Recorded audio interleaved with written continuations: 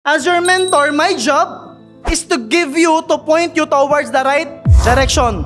Paano kita madadala sa resultang gusto mo kung hindi mo kayang i-accept kung nasan ka? Pag hindi ka nakarating, isa lang ibig sabihin, you have a problem. Or maybe, you are the problem.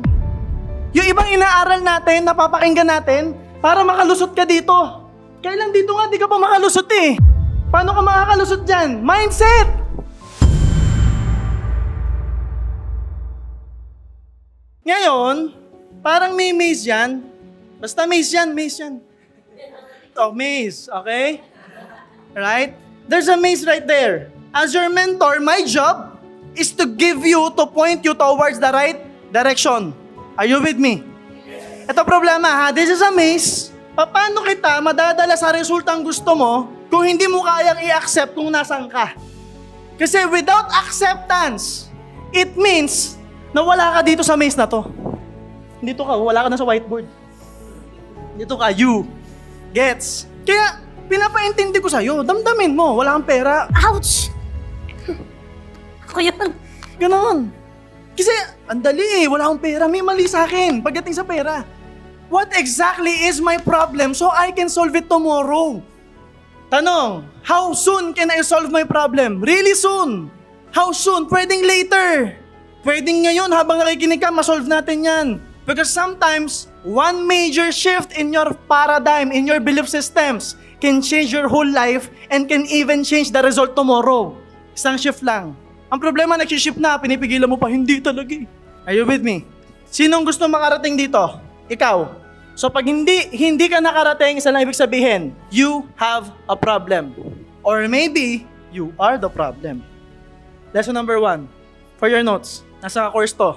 Libreng value para sa inyo. The first step in solving a problem is recognizing that there is one. That's the first step. So you recognize, teka, there's a problem. And obviously, you know that there's a problem. Huwag mo itanggi. Because that's awareness.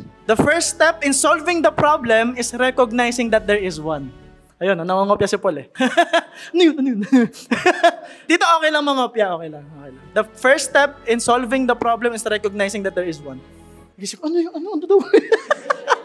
At least nag-communicate na sa katabi, di ba? Gusto okay, Paul. Learning. So ito yun. Ito yung sitwasyon mo ngayon, ito ka. Ito nakakatawa. When you try to listen to all the speakers, mentors, coaches, you study, because sometimes we study e-commerce, we study marketing, we study branding, content creation, stuff like that. Baka nandito yun eh. So it's okay that you know this spot. Gets? Yung ibang inaaral natin, napapakinggan natin, para makalusot ka dito. Kailan dito nga, di ka pa makalusot eh. And maybe that's money. Paano ka makakalusot dyan? Mindset! Mindset, perspective. Tinan mo, damang-daman yung lahat, oh. Pag sinabi ko, yes. Diba? Mindset lang yan. So, ano yung mga dapat ayusin sa mindset? Ready na? Una, kaya mindset, sabi nga ni Jordan Peterson, no, you have to fix your own bed before you try to criticize the world. Ano ibig sabihin? Lesson number 1, you fix yourself. Buhay mo nga, hindi mo maayos, ayusin mo Pilipinas. Di ba? Nagigets niyo ako? Now, ito yan. Sir, bakit maraming bata, maraming tao, nakikialam sa mundo, hindi nila naiintindihan? Meron bang ganyan? Meron ka bang kakilalang bata, hindi pa botante, nakikialam sa politics? What? Ayun o. Yun ang magandang mapakinggan, no? Kawasaki yun, no? Ninja yun. Okay, so, na-distract kami doon na. Kasi yung media team gusto magmotor. Ayan na, si Ivan magni-ninja yan eh, oh. So habang hindi pa siya nakakabili ng ninja, siya muna yung ninja. Sa office parang ninja yan eh. Kasi si Ivan, nandun, tulog, ninja. May kakilala ako ganyan. Muntik ko na suntukin eh. Muntik lang. Hindi po ako violenteng tao. Sa utak lang. Na, okay, ano siya? Naalala niyo yung nasunog yung yung rainforest? Naalala niyo? Nasunog yung rainforest? Yung talagang sunog na sunog? Nagpo-post siya, mga cry-cry. Araw-araw, miyat-miya. Grabe talaga, global warming. Ano nang mangyayari sa mundo? Sabi ko, grabe makasuporta tong taong to. Ngayon, syempre, downline ko to. Nakita ko sa labas, nagyoyosi.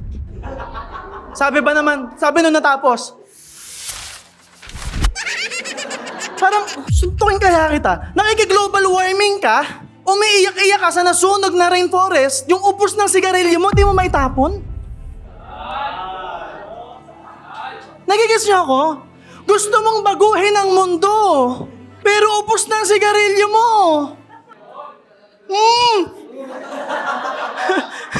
Gigil nyo, me. Are you with me still? Yes. And the biggest sign that someone has internal problem is they always want to change other people, especially the bigger things. It is a sign of insecurity. A major sign of insecurity. Paano ko nasabi? Pag meron kang maliliit, okay ha? Di ba meron tayong maliliit, small things na hindi ma-solve sa buhay natin? Right? Tiny things. Hindi mo ma-shoot ihi mo, marubing damit mo, nagigits nyo ako, konting bills, kakainin mo. If we cannot solve the small things in our lives, ang gagawin natin, maghahanap ka ng big thing na isosolve mo. Na alam mong hindi naman solvable, pero isosolve mo. Why? So you can feel good about yourself.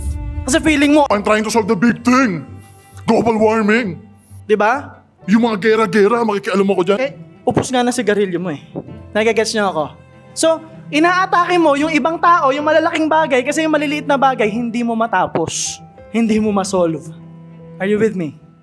So, ano gagawin mo? You fix yourself. You fix your own bed. Start with the small things na kayang abutin ng kamay mo. Start with your hands. Are you with me? Okay, so, sir, paano to? Paano to? Bigyan ko kayo ng example, ha? Ano ang nakaka-distract sa atin? Kasi, again, para makarating ka sa result, sometimes, di ba, ang dali na nga nang gagawin eh, di ba? Pero kailangan mo lang mag-focus. Kaya lang, hindi ka nga makafocus, di ba? Bakit? Kasi yung cellphone mo, abot na abot ng kamay mo.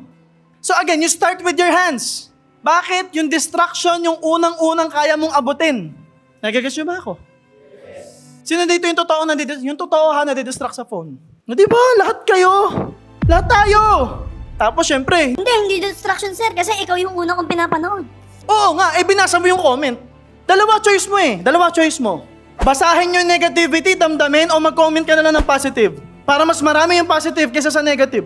Kung ang daming negative, tas pag sinagot ko naman yan, kung ano-ano lang sasabihin niya, magpapaka-positive na lang ako. Pwede naman ganon. Diba? And then yung comment chicken na lang. Wag lang paramihin. Nagigets? Eh sir, di na magigets yun nga. Yung point, kahit anong gawin mo, di na magigets. So chicken na lang tayo sa comment section. Naintindihan ba? Yes. So, mali na. Eh sir, ikaw inuuna. Hindi. You don't have to do that. Ang dali eh. Ayaw mo nang may comment. Eh di Spotify ka makinig. Di ba? Oh, YouTube ka. Ibaba mong ganon. Pwede namang makinig ka. Pwede namang focus. Pwede namang nanonood ka, hindi ka nagaganon habang nanonood. Paano ka makaka-focus kung nagaganon ka? Tanga talaga nito eh. Hindi ba kailangan ganon eh? Nagagets ba ako?